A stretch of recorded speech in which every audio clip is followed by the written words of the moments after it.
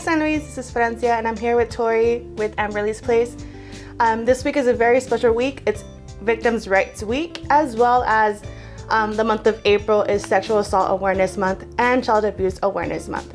Tori, can you tell us a little bit more about what Amberly's Place offers for our community? So, first of all, thank you to the San Luis community for your continued years of support. We are absolutely honored and privileged to provide victim services to this community. And those victim services are to include 24/7 crisis intervention, crisis response services when we respond to cases of child abuse, domestic violence, sexual assault, both adult and child sexual assault, human trafficking, and elder abuse. We have an advocate in San Luis with an office here in San Luis Police Department. That advocate works with victims of those kinds of crimes daily. She goes to court to assist with orders of protection, assists in safety planning, provides referrals for counseling services when the need arises, works with victim compensation when their case is processing through the court system. If they're in need of the victim comp program, she's able to connect them. Our advocate down here in San Luis is a San Luis resident, and she takes such pride in providing services to this community. Our entire team at Amberly's Place loves to be able to provide victim services here in San Luis, and are so honored to be part of this community and to continue to be able to assist. That's amazing. And if one of our residents or a community member wants the assistance from Amberly's Place, and not just reporting, but getting their support, what can they do? So there's a couple of ways. One is that you can call the hotline 24 hours a day, 7 days a week, and somebody will answer that. We have bilingual advocates. All but one of us, I think, is bilingual, and so they can call the hotline 24 hours a day, 365 days a year. In addition to that, they can make arrangements with our advocate here in the office and come in. They can walk into the office in Yuma at any time. If they're not comfortable coming here to the San Luis office, the office is open 8 to 5, Monday through Friday, and whenever there's a call. Our center in Yuma houses the forensic interview and forensic medical facilities for child abuse and sexual assault and domestic violence investigations. Okay.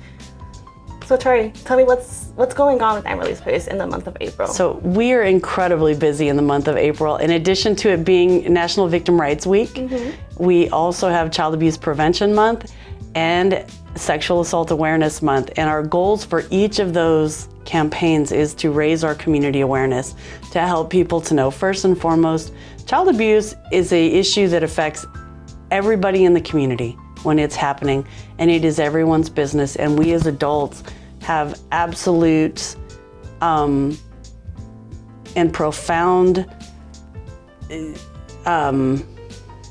importance in reporting child abuse. If you're aware of it, if you suspect it, it's very, very important to report it. And if you have questions about, maybe you're not sure of who to report that to or how to report it, the advocates at Amberly's Place are more than happy to assist with that as well. Sexual assault awareness, one of the things involved this month that we're really pushing is the campaign to help people understand the significance of reporting any kind of sexual assault right away. The longer that you wait to report a sexual assault, the less evidence there is to collect. So what's the key time frame to report? We would like you to report sexual assault immediately. That in a perfect world, reporting immediately is the best we can do. We have a 5-day forensic window, but the longer we wait toward the end of that window, the less likely we'll have the ability to collect evidence off someone's person.